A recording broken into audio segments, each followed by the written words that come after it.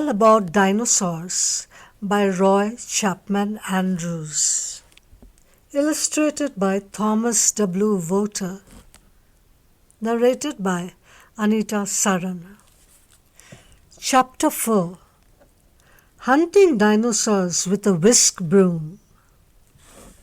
Many of the animals of Europe and America are related.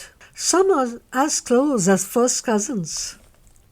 It seemed probable, therefore, that their ancestors came from the same place.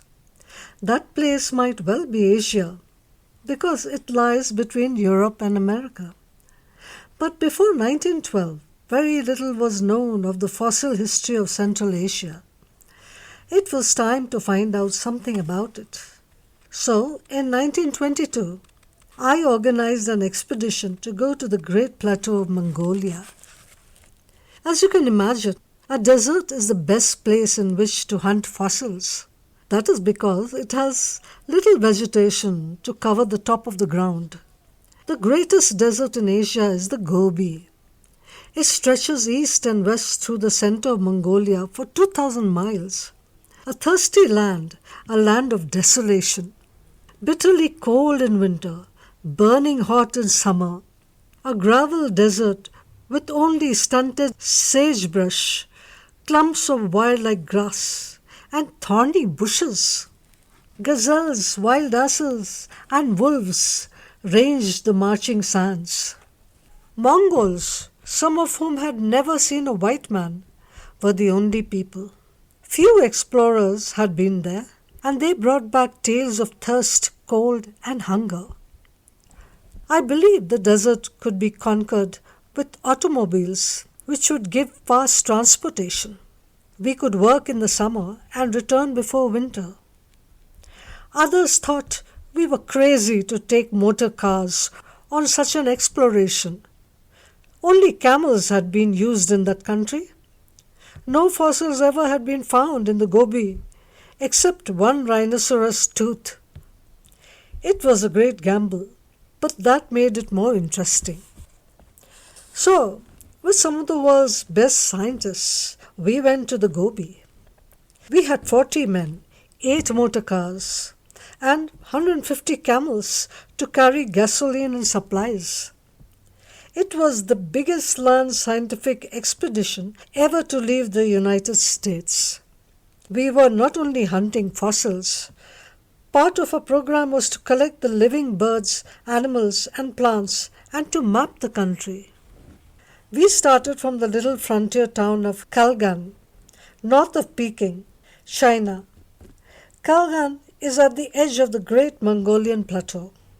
The land rises quickly, and the road goes up through a pass 4,500 feet high. The trail was very bad. Deep ruts had been cut by the spike-studded wheels of Chinese carts. Mud holes and huge rocks made it an automobile nightmare. Every few miles we had to stop to cool the engines. Wonderful views spread out below us as we climbed higher. We looked back over thousands of canyons, ravines, and gullies to purple mountains in the far distance. On the ridge above stretched the Great Wall of China, like a huge snake lying asleep. At last, our cars gained the final steep slope and passed through the narrow gateway in the wall. Before us lay Mongolia, a land of painted deserts, dancing in mirage, of limitless grassy plains and nameless snow-capped mountains. Mongolia, a land of mystery and promise. For 150 miles, the trail led through grasslands. A band of several hundred robbers was somewhere near, and we had to travel with rifles in our hands. But they did not attack us. On the second day we came to the edge of the Gobi. The grass was short and stiff as wire. Clumps of low thorny bushes grew between the Gobi sagebrush. It was a gravel desert, not sand like the Sahara. Our geologists told us we were riding over sedimentary rocks. That was fine, but it did us no good unless we could find a place where the plain was cut by the bed of a stream or by telltale ravines and deep gullies. We did not see that kind of a spot until the third day. In the late afternoon, the cars reached a bare gravel bluff on the edge of a wide salt marsh basin. The paleontologists wanted to stop to hunt for fossils. I said I would go on and make camp. Our tents were pitched at the base of a grey-white ridge, which looked to me like limestone. While I was watching a gorgeous sunset, the paleontologist's cars swung around a rock corner and roared into camp. I went out to meet them. Dr. Granger's eyes were shining, and Dr. Berkey was strangely silent. I knew something had happened. Silently, Granger dug into his pockets and produced a handful of fossil bone fragments. Out of his shirt came other chunks. These, he said, are the first fossils ever found in the Mongolian plateau. We were so excited that we laughed and shouted and shook hands. We pounded each other on the back and did all the things men do when they are very happy. While dinner was being prepared that evening, Dr. Granger wandered off along the ridge above the tents. Even in the fading light, he discovered a half-dozen bits of bone. Apparently, there was another fossil deposit at our very door. We were also eager for the next day's work, that the camp was astir shortly after daylight. Before breakfast, I saw Dr. Berkey with head bent and hands behind his back, wandering about on the ridge. Soon he came in, carrying a big fossil bone. One end was broken. Dr. Granger examined it with a puzzled expression. "For the life of me," he said, "I cannot make that anything except reptile. I wish we had the rest of it." 10 minutes later his wish was granted. Dr. Black brought the missing part, which he had stepped on near his tent. It had rolled down from the ridge above. We were sure then that it was a reptile. After breakfast, the geologists went up to that spot where Dr. Berkey had found the bone. I was just about to set a line of traps for small mammals when Dr. Berkey hurried down to my tent. He seemed very excited, but would tell me nothing. All he said was, "Come with me, we have made a very important discovery." When we reached the crest of the ridge, I saw Dr. Granger on his knees with a whisk broom, brushing sand away from something in the ground. "Take a look," Dr. Berkey said, "and tell me what you make of it." I saw a great bone, beautifully preserved, lying in the rock. There was no doubt this time. It was reptilian and, moreover, dinosaur. I was breathless with excitement. "It means," Dr. Berkey said, "that we have discovered the first rocks of the age of reptiles and the first dinosaur ever known from Asia north of the Himalayan mountains." We looked at it with awe, too impressed to speak for a while. Our gamble about finding fossils in Mongolia had paid off in a big way. This was a historic event. We had added a new chapter to the known geological history of the earth. That dinosaur bone was the first proof that we were correct in thinking that Asia is the place where much of the life of Europe and America began. We felt like prospectors who had gone into a new country hunting for gold when everybody said no gold was there. And then we struck a rich mine. For me, it was much more important than to have found the richest gold mine in the world. Scientists are like that. We were also excited by the great discovery that everyone in camp wanted to hunt fossils. Even the Chinese cooks and the Mongols caught the fever. They were always out on the ridge looking for bones. I was supposed to be trapping small mammals, but I couldn't keep away from the fossil field. It was too fascinating. On the second morning, I started out alone. In my canvas bag was a whisk broom, a camel's hair brush, and several steel awls and chisels. I carried a small light pickaxe, and a revolver hung in a holster at my waist. A half-mile from the tents, I walked along the side of the grey-white outcrop. In the gravel were many fragments of fossil bone. Some were little pieces, only 2 or 3 inches long. I could see them easily, for they were gleaming white and looked quite different from the other stones. Once these had been large bones, but wind and frost had worn away the rock in which they were buried and had broken them up. I knew that when so many fragments lay on the surface, there must be complete bones somewhere. Probably hundreds of skeletons lay just under the very earth on which I walked. But where? If only I had X-ray eyes and could see beneath the covering of sand and gravel. Of course, there was no use to dig unless I saw something to show that fossils were actually there. The only thing to do was to move along slowly, looking at every foot of the ground. My one hope was to find the end of an unbroken bone projecting above the surface. For more than an hour, I walked over the ridge, exploring the sides of every gully where fossils might be exposed. At last, my eyes caught the glint of a tiny piece of bone sticking out of the sand. It was not more than 5 inches long, but when I pushed it with my foot, it didn't move. I bent down and tried to pull it out. No use. The bone was solid in the rock. I stretched out on the ground and brushed the sand away with a whisk broom. More of the bone appeared, and another beside it. With a small steel awl, I broke up the loose rock over a 3-foot space and swept it clean. More bones showed up. I was excited, for this might be another important discovery. Hurrying back to camp, I asked Dr. Granger to come out with me. He brought his assistant and a bag of tools. They set to work with whisk brooms, small brushes and chisels to remove the top covering. There, only a foot or 2 beneath the surface, was a great mass of bones. It was surely a dinosaur, a new kind of dinosaur. This became one of the greatest deposits that we discovered in all Mongolia. For a month the expedition worked in this one spot and even did not take out all the fossils. The bones were piled on top of each other like jack straws.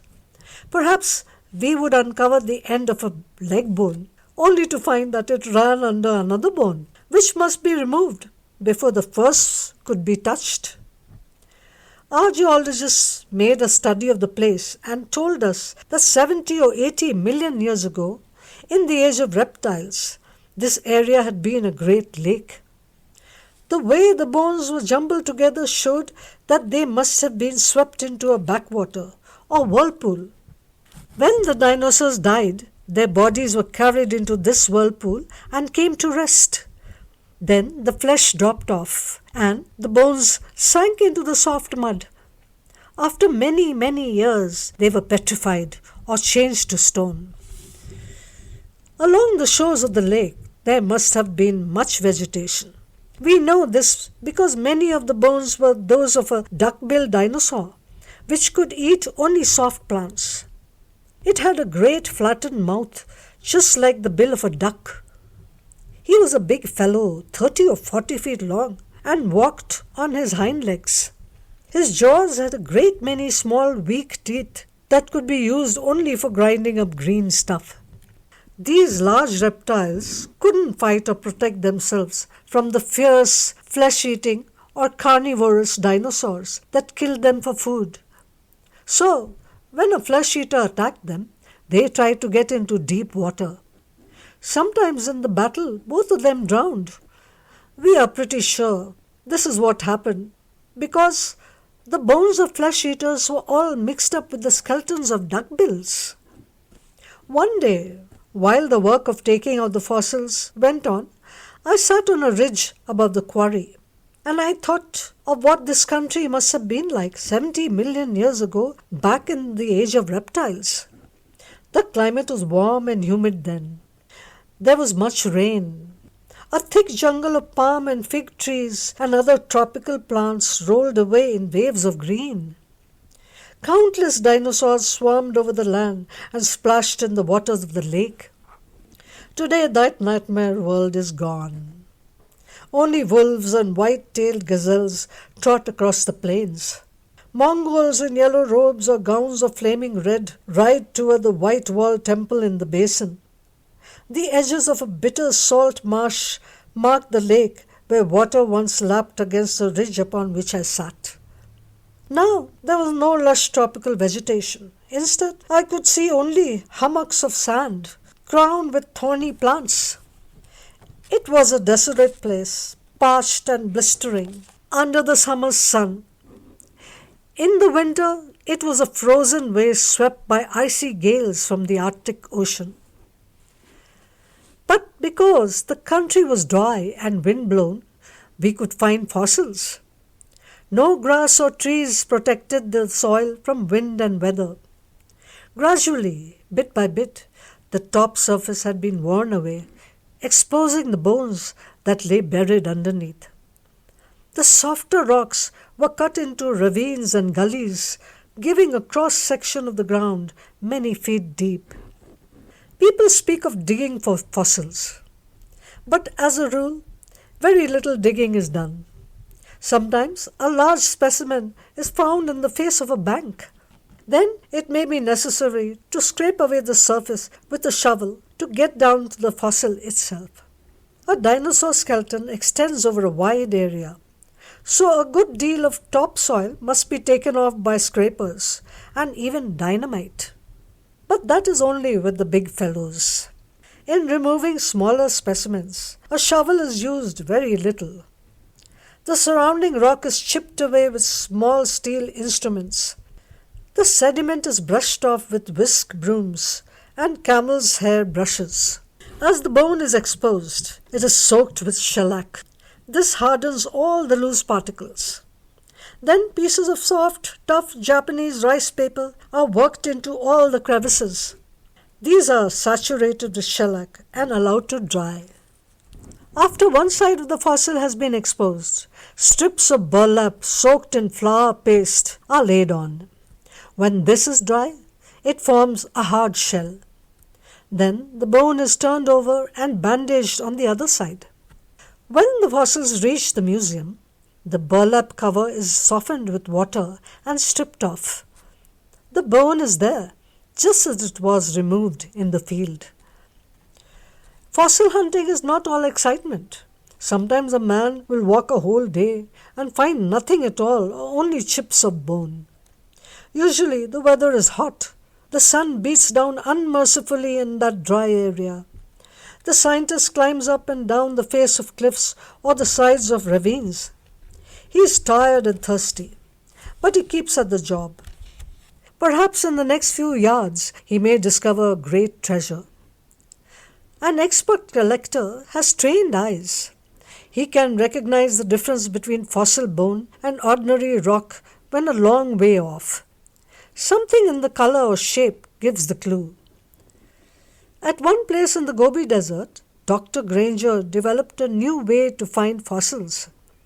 The land was cut by hundreds of narrow ravines parallel to each other. He would sit on a ridge and with powerful field glasses examine every foot of the opposite slope. The fossils in that deposit were pure white. They showed plainly to his practiced eyes. The Red Deer River of Alberta, Canada, was a wonderful place for dinosaurs. One scientist floated down the river on a houseboat, watching the shore on either side. When a spot looked promising, he landed and climbed up the bank. In India, this same man used elephants to carry him over the fossil fields. In Greece, he used donkeys. In Egypt, camels. But as a rule, one's own legs make the best transport for fossil hunting. If you enjoyed this narration and would like to support the preservation of ancient and rare texts like this one, there's a link in the description. Thank you for listening.